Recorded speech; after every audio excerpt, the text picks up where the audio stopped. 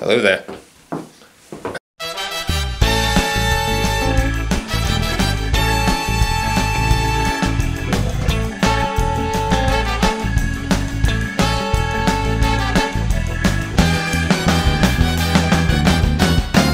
It's a beautiful Melbourne morning out there. Welcome, friends. Welcome to Magic Mornings. My name's Dean.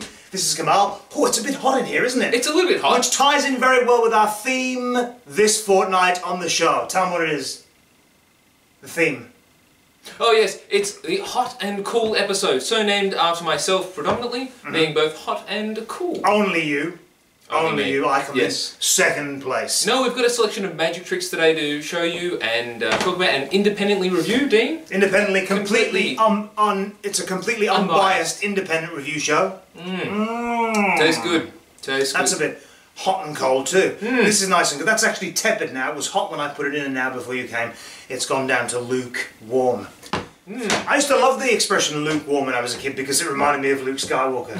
I'd always want to have a lukewarm bath because I was thinking, oh yeah, that must mean it's Luke Skywalker. Right, what's up next? What's up first? Dean, I need to ask you a serious question. Sure. Is that a hot rod in your pocket, or are you just happy to see me? Well, it's a little bit of both. I am happy to see you. But it's also a hot rod. In fact, this is a hot rod made out of Lego blocks. Ooh, the Baffling Blocks Hot Rod. By LECLERC. This is a great children's entertainers prop. This. It's fantastic. If you're doing any magic where there's going to be kids around in the audience, or if you're going to do, say, roving or at someone's party, you know, so there's always kids, isn't there? There's always children at parties. If you go to 40 to 50, there's always like a few kids, and you might have the sort of magic that only appeals to adults, like sophisticated cards, coins. That describes my entire bats. act. Yeah. Bats. Well, this is kind of a bat. Yeah. This would be a great thing to have in your pocket. It's flat, it packs flat, plays big. It's a hot rod. How big does this play, Dean? Let's be honest. Well, it doesn't play as big as the Millennium Falcon Lego kit. No. But in fact, I was just saying to Kamal before you all came in that it looks like the front piece of the Millennium Falcon in the Han Solo film. But 2 Star Wars references already in this episode.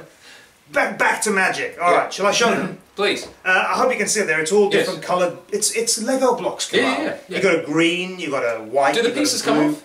They do come off. In fact, well, wait till I get through this. Oh, sorry. I'm going to explain at the end the different. There's different features. Go to on, it. go on. It comes with a few different things in the package. Carry on. I've got green, I've got white, I've got blue, red, orange, yellow, and come on, name a number. I mean, don't name a colour. I mean, if you could, you should really just be naming a colour now, shouldn't you? I could. You can't. No. You can't, because that's the universe that's the hot rod universe. The hot rod universe suggests that you have to say a number between 1 and 6. That's true. What's the number you? 3. 3. That's perfect. Look, 1, 2, 3. It's the red, right? And it's the same on that side. 1, 2, 3. It'd be red on both sides. The red's in this. All the colours are in the same position on both sides. Amazing. Did you say red? I said red. And it turns to red on both sides. It's a basic hot rod effect, but dressed in the theme of Lego, and that's hot. That is hot. That is very hot. That's very hot. And it comes with a couple of different coloured blocks in there, so you can change the outcome from green... Not to say it's a forced outcome. We would never... What's a force? What's a force? But you get some extra blue Lego pieces and some extra green Lego pieces. Yep, now, that's right. Are these genuine Lego, Dean? I'm not sure. Well, I don't know if it's genuine Lego or not. I don't know whether it's Disney approved. Do Disney own Lego? They own Star Wars. No, they That's don't. a third Star Wars reference. Well done. They do not own Lego. But this is a great trick. Yeah, for walk around, especially when there are kids, and there are always kids when you're doing walk around magic, and their parents will always come up to you and say, I love your card tricks, but... Have you got any Lego hot rods for the kids? That's exactly what they say. Yeah, it is. And now you can say, yes, I do. And you can produce this? Well, you can produce it. Yeah, you can. That would lead on to one of our other products we're talking about today. We'll get to that later. We'll get to that later. Now, Dean, I quite like this trick. Who do you think is buying this? I like it too. Anyone who, well, a lot of magicians. Professionals? All professionals, amateurs, everyone. Basically anyone who is going to be finding themselves in a situation where there's going to be kids there at the function. If you're a kids entertainer, stick it in your case. If you're just a regular cocktail rover who's doing parties, 40th, 50th, 30th, just have this in your pocket. It doesn't take up any space at all, right? Like that. And you can just do it if there's kids there. It's a nice little bit of gear. It's good quality plastic. This is good, yeah. I think anyone should buy it. Anyone who does magic for people, when there's going to be kids around, will probably find some use for this. Now, there's a little bit of skill that's required to manipulate and make this particular product work. If you've never used a hot rod before... I'm doing it right there. That's the move, right? Yep. Are we allowed to say the name of the move? Probably sure. not. No? I don't know. No. Well, I won't because in case it's exposure. Yep. But it's a move that would be on the online instructions. Yep. I would imagine he'd talk about the move, wouldn't he? Absolutely. Because some people may have never done the move. Yep. I'm going to say it's called the paddle move. Everyone knows it. Okay. It's called the paddle move. Sean will blank that out later if it's a problem. He'll beep it out with a swear word. He'll put a swear word in instead of the word paddle. That's twice now. The paddle move it's applicable to a lot of different magic, isn't it? You know, the knife and salt on a knife. Remember that one? No? Before your time. Knife on the salt. Anyway, the there you bits go. of paper on the end of the knife. Yeah, and you take them off. I can never figure out exactly how that trick worked. I mean, I know how it works, but paddle move? No, I could never figure out the exact effect of that thing with a knife. Yeah, it wasn't like, you know, you could pull like the bits of paper off and then it would appear on the side and you pull them and then it appears again. Anyway, it's in all the old magic books. But it's a classic. All you need is the paddle move and then the kind of like the effect. It's the same thing, but you know, you go from like that to, I'm actually quite enjoying this. Never show them all coloured and then all red because I think that sort of telegraphs the method. A little bit. Sean's going to have to blank out a lot of these particular reviews. Alright, well, he can blank it out. He can do that. That is the Baffling Blocks Hot Rod from LECLERC. And LECLERC. Amaze Kids. Amaze kids. Because that's what it does. It amazes kids. It amazes kids. And adults and animals alike. Now, Dean. What's next? On to something I think is cool. Oh, yes. Really? You're going to like this. Oh, yeah. This is the marvelous... So wait, that was hot, this is cool. This is cool. Following on in our theme of hot and cool. This is the Marvelous Cool Cats... That's it. Marvelous Cool Marvelous Cats. Cool Cats. A curious collection of Cop and Tenkai slights. Why is it called Marvelous Cool Cats? I suspect they're marvelous and cool.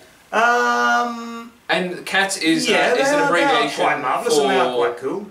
I get it. Yes, Cop and Tenkai slights. Because Cats. that's what this is about, That's right? what this is about. about. Cop and Tenkai palm slights. Correct. And it goes through lots of different things, specifically the Tenkai palm production. I'm not reading this from the backing. No, he's not reading it. Wondering, the two-handed, multiple productions, the Figaro transfer. That's Darren Brown, the Figaro transfer. Is it? Yeah, it's really good. It's where you take, you basically keep taking the card. So you have Queen of Spades, you just keep taking that one. Yep. It keeps coming back. Oh, nice one. From the Devil's, what's it called, his card thing, the Devil's Picture Book? Yeah. Picture Book? Yes. Playbook? Playbook. No, Devil's Playlist. I'm not sure. Bat Out of Hell. Yep. Hotel California. Yes. Highway to Hell. Highway to Hell. And then more. B-side. Very good. So it's a DVD. A couple of young guys put out a bunch of moves, some tricks. One of the tricks here has some performance restrictions on it, which is a little bit odd. We can't figure this out. It's almost like they've gone, we want to put a DVD out, but you're not allowed to do the stuff. Yeah. We want our cake, and we want to smother each other in it too. And that doesn't really gel, does it? Not really. I mean, that doesn't gel. So, and what did you think of the production qualities of this DVD? The production quality I wasn't that crashed up about. It's like, the table keeps wobbling and they keep going, oh, sorry about the table. Like, well, just get another table then. But they're quite cool guys. They've got really great chops, these two blogs. It's a bit of a weird thing, like one of them does the first part about Tenkai, the other one does the second part about copping. I know that there's like a bit of a marriage there because they're essentially palms, both of those moves. But it's like, hey, we want to put a DVD out, and so they did. And I actually quite enjoyed it. But it's got the stuff on it is very difficult. I mean, this is for the yeah, more advanced sort of slight man or woman. Yep, or greyhound. Indeed, yep, or beagle. Yes. Or Labrador. But yeah, for people who've been into cards for quite a while and they want to do some stuff, it's very classical. It is. And that's something I liked about this too, because there's a lot of stuff on the market now that isn't classical. Dean, could you give us a quick rendition of what a Tenkai palm looks like? Well, I could. Well, actually, I can. Because sorry about the table; it's a little bit. No, that's all right. I happen to have a deck of cards here with at least one normal card in it. So, well, it looks like that. Completely natural. Oh, but he talks about that on there. Does he? He goes, everyone doesn't think it's. They're real, like they're proper northern blokes, like Northern England guys. Are they hard? No, they don't seem that hard. They remind me of the way I used to talk before I became posh. Right. But he talks about how it's a much more natural way to hold your hand than people think it is. He goes, look down at your hands now. Look down at your hands now and see what position your hands are in. And I looked down, and sure enough, I was holding a card. I was actually palming at the time, and I had no idea. But the Tenkai palm can be used for a lot of different things. I used to do it quite a lot, the Tenkai palm. Yeah. I used to use it, but I was like using it more kind of to get one ahead of the game. Like I'd use it more to steal cards away, or to switch the face cards. It looked like I changed the whole packet. They do a lot of flourishes on here, and a lot of sort of covert one ahead style things with it as well. And a bunch of productions and vanishes and things like that. Yeah, yeah. If you look at the trailer makes it look amazing. Does it? Yeah, it looks like real magic. I think the trailer might be a bit better than the actual DVD because I haven't seen the trailer and the DVD's a bit. I don't know. I kind of like. I did enjoy it though. I did enjoy it. Okay. And the boys are very good on what are their names? The names are not important. Names are not important. No, names are not important. They are marvelous cool cats. They don't need names. No. These are not the names you're looking for. These are not. That's the 4th Star Wars reference, or maybe even the 5th Star Wars reference. Yes. Sean's going to love this. He gets like a boatload of Star Wars gear. He does. This. No, look, I think this is good. Tenkai and Cop palms are great. A little bit angly, so you do need to be aware of that. If your performances are perhaps angle sensitive, if you think you're going to be surrounded when you're performing, some of these are not going to work. Most of these are not going to work. It is a bit of an angly move, but you kind of start to, after you've done Tenkai work for a while, you start to really feel what's right and what's wrong with it. And you start to it gives you a bit of a buzz too, like that. Being that exposed actually works, you know, it kind of works in your favour when you're doing gigs. Yeah, definitely. Being on the edge. So I used to love doing the Tenkai. I used to do Tenkai work when I was doing roving magic and stuff. Like, Really? Yeah, all the time. Wow. Okay. Yeah, So Dean, who's buying this? People who are really into cards. Yep. So Like intermediate level to advanced? Yeah, intermediate, like towards the end of the intermediate to the advanced. So you've got a bunch of card colleges, you've mastered a bunch of different slides. You've got your card college, you've been through all, you've started to master what you'd consider the advanced slides. From like, how many, there's 5. Is there 5 or do they make more card college? There's the 5 original books, then there's the Card College Light series. So there's only the 5 original books. Yes. And 5 had the pass and like side steal, things like that. So once you've got past that, this would be really great. Stuff that you may not have seen, but this kind of stuff's not really around anymore because magic changes, you know?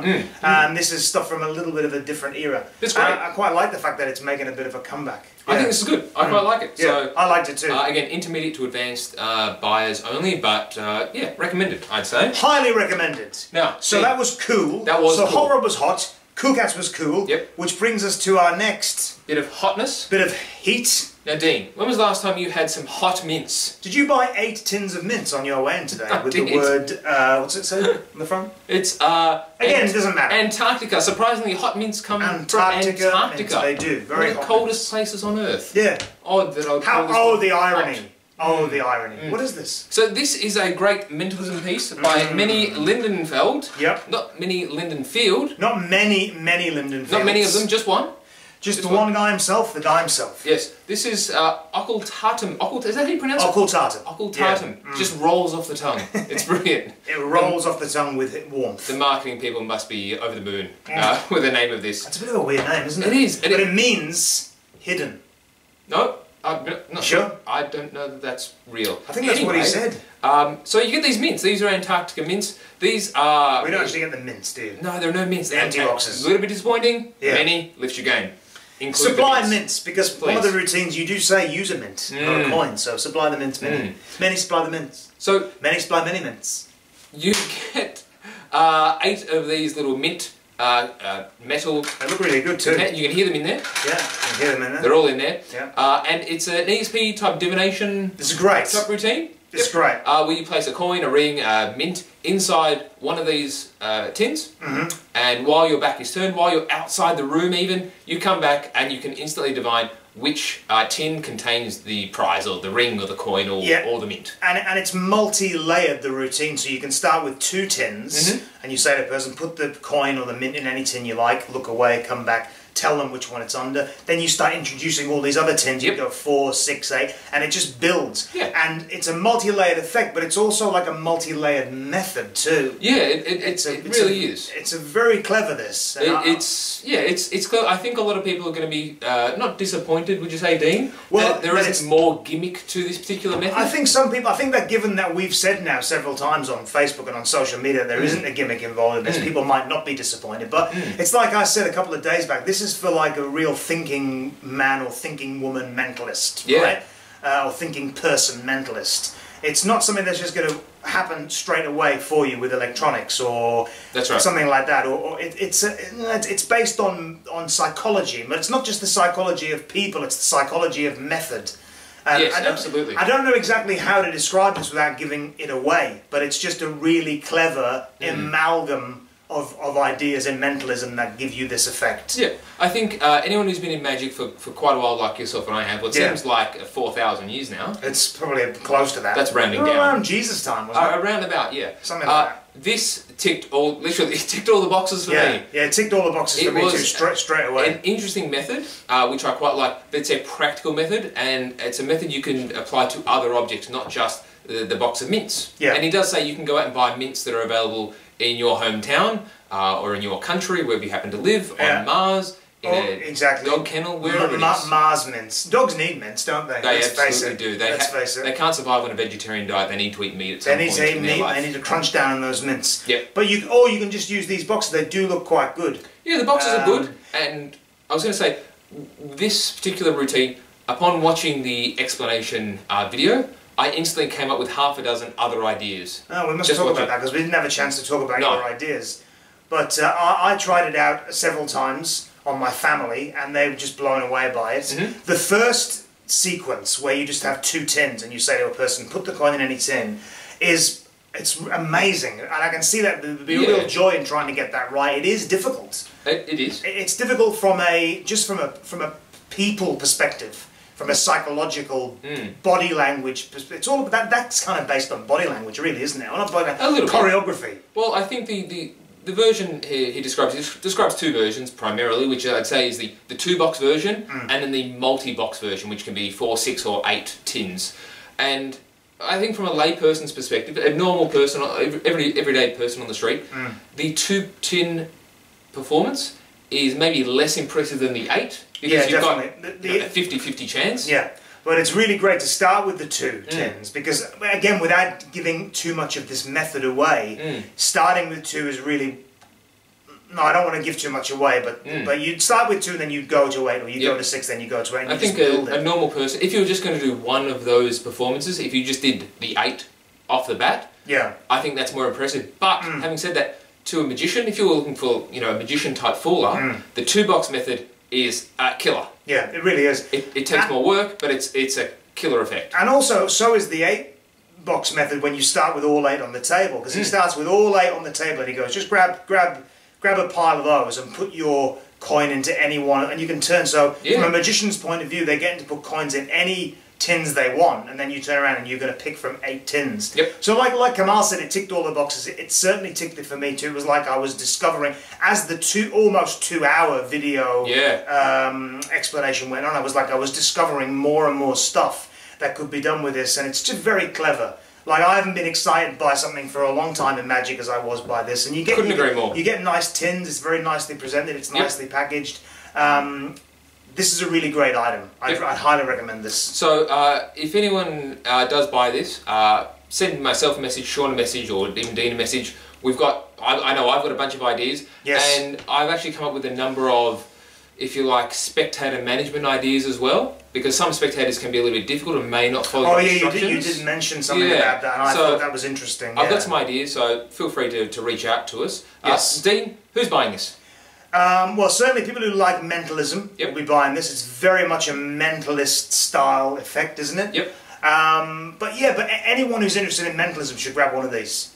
Anyone who's interested in the process and the psychology of mentalism and method should get one of these. I'd say maybe not for a beginner or somebody looking for a cool gimmick, because you're not going to get a cool gimmick here. Yeah, it's a very cool idea. It is, but you're not going to get some tins that are going to do something for you. They kind of do something for you, and then they do and they don't. You've got to do something to them, and I don't know. Like that's why it's interesting though. It's interesting because there's lots of stuff that you have to do and that you can get out of this trick. But so not necessarily beginners, but anyone who's been in mentalism for a long time, for a while, I would say, should certainly grab one of these. And certainly some of the guys out there that do mentalism professionally in this country have been messaging me saying, I really want to get one of these, and that's like, people are up there, It's quite exciting. I thought it was exciting. Energized by this one. Yeah, I thought it was very exciting. I'm energized by it too. Okay. Now, and that's hot. That's hot mentalism. That is hot mentalism. Yes. From Antarctica. Yes, all the way from Antarctica. What's next? Something cool, Dean? Something borrowed, something blue. Something old, something cool. Cool. This is Revolution or RE-VOLUTION. That's weird. There's a hyphen after re. RE-VOLUTION. RE-VOLUTION. By Jimmy Strange. I'm not sure Jimmy Strange is his real name. His name's Dave Strange. So Revolution. Saw that coming, didn't you? Yeah. This is a nice little trick. Is it? Yes, I think so. I'm going to put this down for a second. So you get, and this is supplied a nut and bolt. Would you call it? Yeah, I guess it's a nut and bolt. Very small, slender nut and bolt. It is. It's the classic effect of using your telekinetic powers to cause the nut to thread or de-thread off the bolt. De-thread. Yeah, well, I'm going to call it de-thread. That's probably the right word. It spins on its own, whether that's up or down the bolt, just by concentrating using your psychic abilities. You're going to give us a whirl. There's no way they can see it from there anyway, is it? No. So it comes off on its own. Yeah, so it's a classic effect. And is it completely silent? No, it's not completely silent, is your answer. Well... Would you like to give us your answer? Is it silent? Now, I know a lot of people out there are going to go, but Dean, we're working in... Magic is done in environments where there's an organic natural noise. That's true. I still think you're going to hear it. And also, magic is not always done where there's lots of noise. Because magic is done by everyone now. It's done in all kinds of places. Are you doing this over a candlelit dinner from the 1820s? You might be in the 1820s and you might be hosting a nice candlelit dinner and someone might say in the old style language... Can you unthread this Can you do a bit of de-threading with your old nut and bolt trick? Yeah. That makes a lot of noise. Yep. Alright, so let's assume it doesn't make any noise, which it does. Next. Well, that's a bit harsh. So, okay. So you do get a gimmick. If you're into gimmicks, I like this one. You get a little gimmick which basically facilitates this trick. Okay. That makes noise. It makes a little bit of noise. Do it now. Do it now. No, I'm not going to do it now. But there's on the plus side, there's no threads and there's no magnets, so it's something else that makes this work. So the advertising for this particular effect is honest and true. No, it's not. No, it's not. Okay, I think it is. The advertising for this is not honest. Well, it's got some background music. It might be true, but it's not honest, which is a little bit different, I think. There is a clip, there is one tiny 1 second bit of the video where the guy, and it's not Jimmy Strange, who's doing the... Jimmy Oddball? Jimmy Oddball. It's David Oddball. It's someone else who, I think from Murphy's, or maybe not. He's holding it like this, right? You can do that, you can make it move if you hold it like this, but it's not as natural as it looks on the DVD. Sure. Even for people who can do quite, can conceal quite well with their hands with magic, I don't think the video is honest. I really don't. Okay. Well, next. So he quite likes this. I'm very surprised. I quite like it. I watched the demo video and I was impressed. I wasn't impressed by the demo video because I thought it was... had a go at it and I was still impressed. I think there is a mild noise issue, but having said that, it's really cool. Like, I watched it in my own hands spinning and I still couldn't believe that it was really doing it on its own, so to speak. I think that you're a bit scared that Jimmy Strange is bigger than you and he's going to start a fight with you or something if you don't like this. Is he from the north of England? Yeah, he sounds like he's from the north too. Okay. It is a very, very clever idea. It's really clever. Right, but to me it doesn't translate to a performance piece. I'm not sure you can whip this out at a... Well, you can whip it out. You can do cocktail party.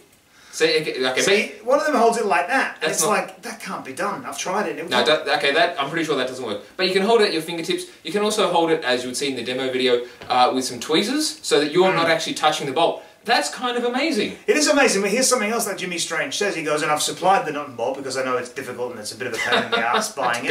And you also need these tweezers, which are really hard to get. And because he doesn't supply the tweezers. Yeah. I'm like, well, why don't you just supply the tweezers? Yeah, it doesn't make sense. I don't get it. There's a lot about where do I start with this? I just don't get a lot of this.